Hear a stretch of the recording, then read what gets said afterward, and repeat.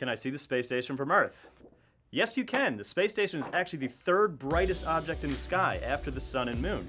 It orbits the Earth once every 90 minutes, but it needs the sun's light to shine on these arrays so that we can see it. If you have a pair of binoculars, you can actually make out pieces of the space station from the ground, but you don't need a telescope. The telescope zooms in too much and it moves far too fast.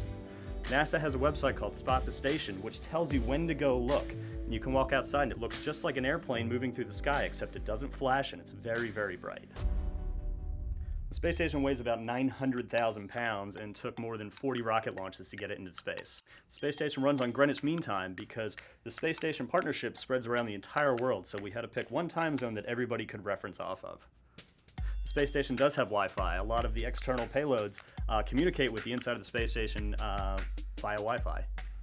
The space station is about the size of a football field, including the end zones from end to end, and from front to back is about the size of a football field to the sidelines. How fast does the space station move? Space station travels at about 17,500 miles an hour, which is what's called orbital velocity for low Earth orbit. This means it circles the Earth once every 90 minutes. It means the crew gets to see 16 sunrises and 16 sunsets every day. What do the astronauts on space station work on? The crew on the space station is there to do research into all kinds of scientific disciplines, from Earth science to space science to microgravity research to biology to just what it's like to live and work in space. When the crew isn't maintaining the space station, they are exploring the effects of microgravity on their own bodies as well as on the systems that we will need to go further into the universe. NASA's working with its partners in commercial industry to transfer the lessons of the space station onto them so they can learn to operate in low Earth orbit, potentially building more platforms there to conduct all sorts of new and exciting research.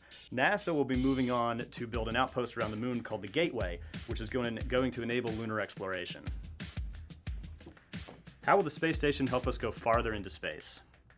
The space station, as our first permanent home in space, has taught us what we really need to live and work and be productive in the space environment. The space station is about 3 hours from home if we ever need to get home. As we go to the moon under the Artemis program, the cruise will be about 3 days from home. After we learn how to work and live on the moon, we're going to go on to Mars. Mars can be anywhere from 6 to 9 months from home. The space station will continue to be our base camp in low Earth orbit as we continue under the Artemis program to the moon and on to Mars. The coolest thing about the space station in my mind is the fact that 15 countries work together to build this, and more than 100 other countries have been invited on board to conduct all sorts of experiments. It's truly a global enterprise, and it shows how when we put our minds to it, we can really achieve something amazing. Do you have a question for NASA? Send your questions to our experts on Twitter using #AskNASA. Hi, I'm Jacob Keaton. This is Ask NASA. I'm here to answer your questions about the International Space Station.